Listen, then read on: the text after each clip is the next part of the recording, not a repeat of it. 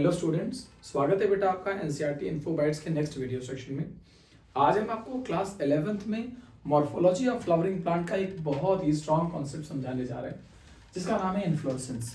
सबसे पहले आप इस बात को ध्यान रखिए कि इन्फ्लोरेसेंस अगर होता क्या है, कोई आपसे पूछता है तो आप उसे बताते हैं कि inflorescence is sequence of flower. ये फ्लावर का सीक्वेंस है on floral axis. Floral axis पर जो फ्लावर का सीक्वेंस होता है, इसी फ्लोरल एक्सिस को हम मॉर्फोलॉजिकल टर्म्स में पेडंकल कहते हैं, और वहां पर फ्लावर के सीक्वेंस को क्या बोला जाता है बेटा? इन्फ्लोरेसेंस बोला जाता है। एनसीईआरटी में जब ये टॉपिक स्टार्ट हुआ है तो उन्होंने सबसे पहले ये बताया कि फ्लावर क्या होता है। सबसे पहले उन्होंने बताया कि जो फ्लावर होता है वो एक मॉडिफाइड शूट होता है और उसके साथ इसमें मॉडिफाइड लीव्स होती हैं with modified leaves. Modified shoot होता है जिसमें मॉडिफाइड लीव्स होती हैं जो प्रेजेंट होती हैं ऑन सक्सेसिव नोड्स। कहां प्रेजेंट होती है बेटा? वो सक्सेसिव नोड्स पर। इन सब बातों के साथ आपको यह भी समझना पड़ेगा कि किसी भी टिपिकल फ्लावर में हम जब बात करते हैं तो बोलते हैं कि जो इंटर नोड्स होते हैं ये कंडेंस हो जाते हैं। इंटर नोड्स क्या हो जाते हैं? कंडेंस्ड। और जो एक्सिस होता है, जब हम किसी स्टेम एक्सिस में बताना चाह रहा था, जब एक्सिस की बात करते हैं तो वो कहा जाता है कि एक्सिस गेट शॉर्टन। ये छोटा हो जाता है और ये जब चपटा हो जाएगा तो ये कन्वर्ट हो जाएगा इनटू थैलेमस। आपको वर्ड याद होगा थैलेमस, जिसे हम फ्लोरल बेस कहते हैं, ये उसकी तरह कन्वर्ट होके हो जाएगा। इसके अलावा क्या होगा?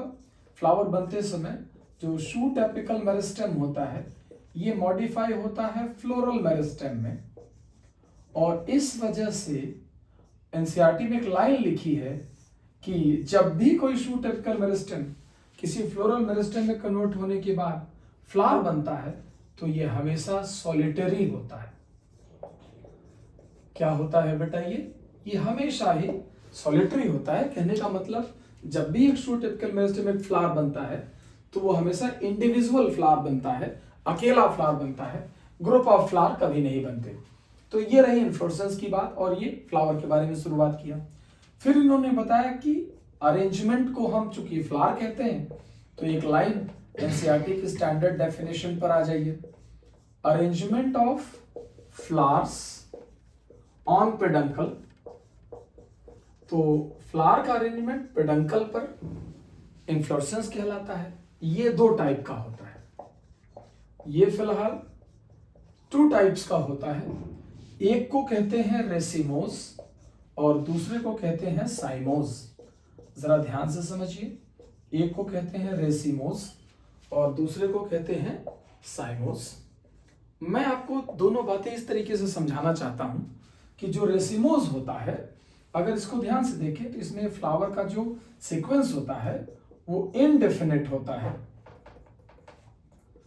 इनडेफिनिट होता है, जबकि साइमोस में फ्लावर का सीक्वेंस डॉक्टर्स डेफिनिट होता है। जो रेसिमोस होता है उसमें फ्लावर एक्रोपेटल अरेंजमेंट में लगे होते हैं, एक्रोपेटल अरेंजमेंट में लगे होते हैं, जबकि साइमोस में फ्लावर का जो पैटर्न होता है वो बेसिपेटल होता है। बेसिपेटल अरेंजमेंट में फ्लावर्स यहां पर लगे होते हैं। और उससे भी एक इंपॉर्टेंट बात ये जानने लायक कि रेसिमोस इन्फ्लोरेसेंस में इट नेवर वर्ड मैंने यूज किया है, टर्मिनेट विद फ्लावर। ये कभी भी फ्लावर में टर्मिनेट नहीं होता, यानी अनलिमिटेड ग्रोथ को तभी अलाउ कर पाता है। ध्यान रखिए, अगर कोई पूछे कि इनडेफिनिट क्यों होता है तो ये उसका रीजन है, असर्शन रीजन का सवाल। और ये डेफिनेट इसलिए होता है क्योंकि यहां मैंने वर्ड यूज किया that it is always terminate into flower. जब भी हम देखेंगे तो ये टिप पर एक फ्लावर मेंटेन करेगा, ये बात आप जानते रहिएगा। अब एक्रोपिटल और बेसिपिटल क्या होता है बेटा, जरा इस बात को देखिए। अगर हम रेसिमोज समझते हैं, जैसे मान लीजिए ये एक्सिस है, ये एक्सिस का प्रॉक्सिमल एंड है और ये एक्सिस का डिस्टल एंड है, टिप है मान लीजिए। तो जब हम उसके प्रॉक्सिमल एंड से चलेंगे, तो जैसे मान लीजिए एक फ्लावर यहां है, फिर एक फ्लावर यहां है, फिर एक फ्लावर यहां है, फिर एक फ्लावर यहां है और एक फ्लावर यहां है, यानी this will be flower number 1, 2, 3, 4 and 5। यानी ओल्डेस्ट फ्लावर, जो सबसे पुराना फ्लावर होगा, वो कहां होगा बेटा, वो होगा, आप जरा ध्यान से देखिए, ओल्डेस्ट फ्लावर, यहां मैंने थोड़ा सा और इसको साफ सुथरा लिख देता हूं, oldest flower is at proximal end and youngest flower is at distal end. एक तो ये बात जानते रहिए। जबकि अगर आप यहां पर इन्फ्लोरेसेंस ड्रॉ करने जाएंगे और आप मुझसे कहेंगे कि ये प्रॉक्सिमल एंड है जो पहले बनता है और ये डिस्टल एंड है, तो इसको इस तरीके से कनेक्ट किया जाए कि पहला फ्लावर इसके टिप पर ही लग जाएगा, इसके बाद अगला फ्लावर यहां, उसका अगला यहां, उसका अगला यहां, उसका अगला यहां। तो आप ध्यान दीजिए कि this is flower number 1, 2, 3, 4 and 5। सो आप देख रहे हैं कि ओल्डेस्ट फ्लावर जो उसका है वो कहां है, डिस्टल मोस्ट एंड पर, और जो यंगेस्ट फ्लावर है वो कहां है, सबसे प्रॉक्सिमल मोस्ट एंड पर है। यानी फ्लावरिंग का सीक्वेंस अगर मैं लाइन के थ्रू समझाना चाहूं तो इसमें ऊपर की ओर और इसमें नीचे की ओर होता है। इस बात को सबसे इंपॉर्टेंटली समझिए। फिर उसके बाद अगर इन सभी फ्लावर को सेम प्लेन पे ले आ दिया जाए, तो वो ये बताया जाता है कि रेसिमोज में जो फ्लावर का ओपनिंग पैटर्न है, floral opening is from periphery to centre, periphery to centre. अब जरा आप याद करके बताइए कि जब कोई चीज पेरीफेरी से शुरू होकर सेंटर की ओर चलती है तब उसे क्या कहते हैं, then it would be called as centripetal. और यहां पर मैंने बोला कि फ्लावर ओपनिंग